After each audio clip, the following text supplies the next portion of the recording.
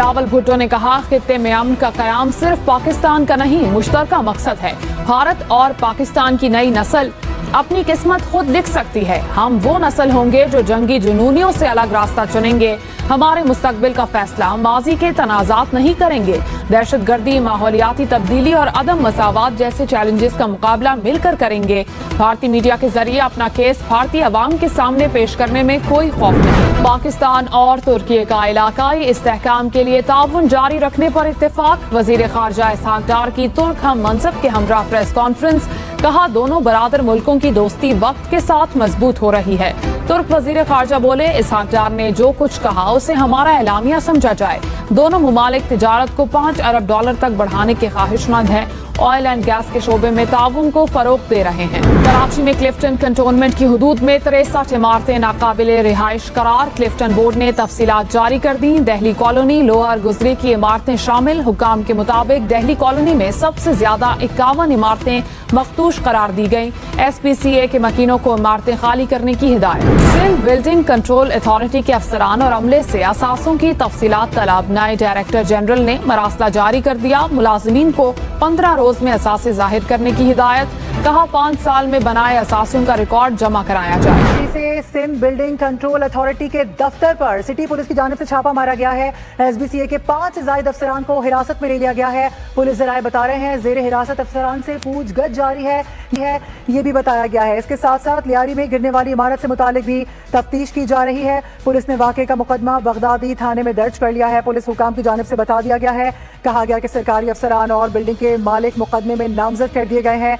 जरा ये भी बता रहे हैं कि मुलज़मान की गिरफ्तारी के लिए टीमें तश्कील दे दी गई हैं। बगदादी में इमारत गिरने से 27 अफराद हलाक हुए थे, जिस पर अब बाकायदा तौर पर काम शुरू कर दिया गया है। जिस तरह से गुज़िश्ता रोज भी वाज़ेह किया गया था, अहम इजलास हुआ था CM की ज़ेर सदारत, जिसमें अहम और बड़े ज़ेर हिरासत अफसरान से पूछगछ की जा रही है। इसके साथ साथ लियारी में गिरने वाली इमारत से मुतालिक भी तफ्तीश की जा रही है।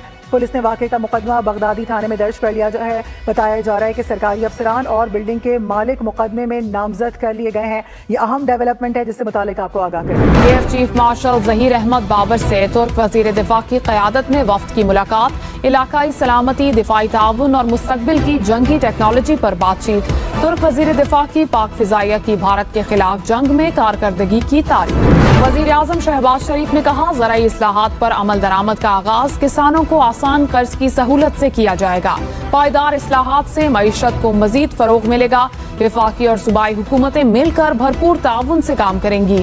शहबाज शरीफ की जेर सदारत ज़राई शोबे की तरक्की पर इजलास। ज़राई तरक्याती बैंक में हंगामी बुनियादों पर इस्लाहात की हिदायत। वज़ीर मुमलिकत दाखिला तलाल चौधरी और पीपल्स पार्टी अराकीन में तल्ख कलामी। शाज़िया मरी का कायमा कमेटी दाखिला में अफसर के खिलाफ तहरीक इस्तेहकाक लाने का ऐलान।